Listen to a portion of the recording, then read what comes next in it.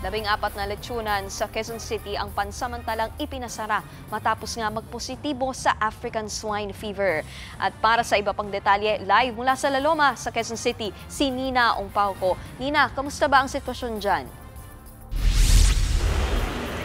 Nikki, nilagyan na nga ng mga temporary na closure na tarpaulin o signages ang mga 14 na lechonan dito sa Laloma, Quezon City matapos ay magposibo raw ito sa ASF or African Swine Fever.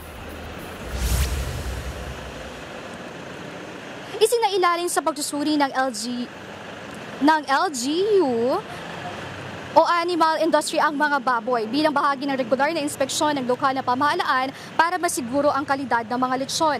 Dahil dito, inirekomenda ang culling o pagpatay ng mga baboy sa positibo sa ASF para maiwasan ang pagkalat ng sakit. Pagtitiyak naman ng LGU, isolated sa naturang lugar ang ASF at walang banta nito sa ibang pamilihan sa lungsod. Nagsagawa ng inspeksyon ng Quezon City Health Department para sa sanitation ng mga lechonang isinara dahil sa ASF. Kasunod dito, hinigpitan pa ang pagbabantay para makontrol ang paglabas-masok ng mga baboy sa Laloma.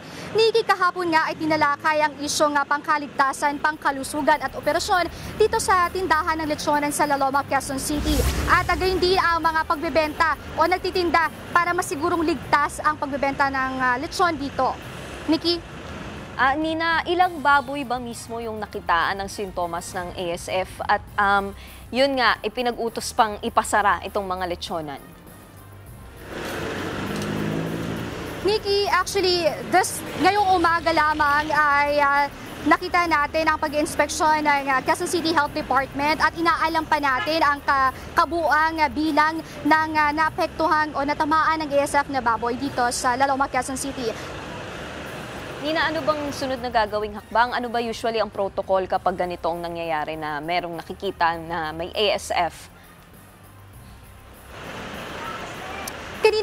Kanina lamang ay nakita natin na naglabas ang Quezon City Health Department ng mga sanitation o mga sanitary equipment nila para siguraduhin at inspeksyonin ang kaligtasan at kung ito ay ligtas bang ibinebenta sa publiko ang mga lechon.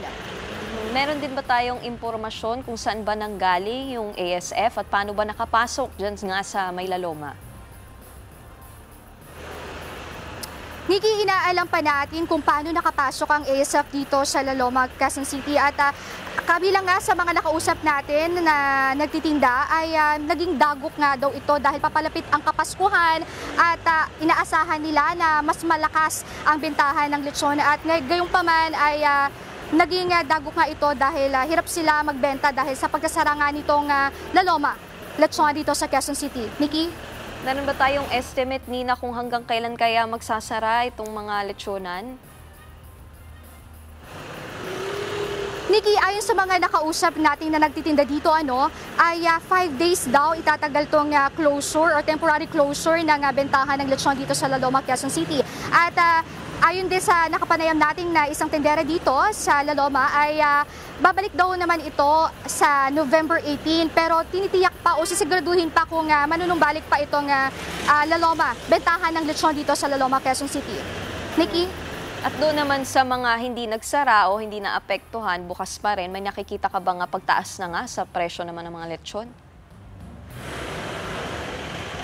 Nikki, as of now, wala pang pagtaas ng lechon dito pero inaasahan daw nila na habang papalapit ang Kapaskuhan ay mas lalong magtataas ang presyuhan ng lechon. Nikki?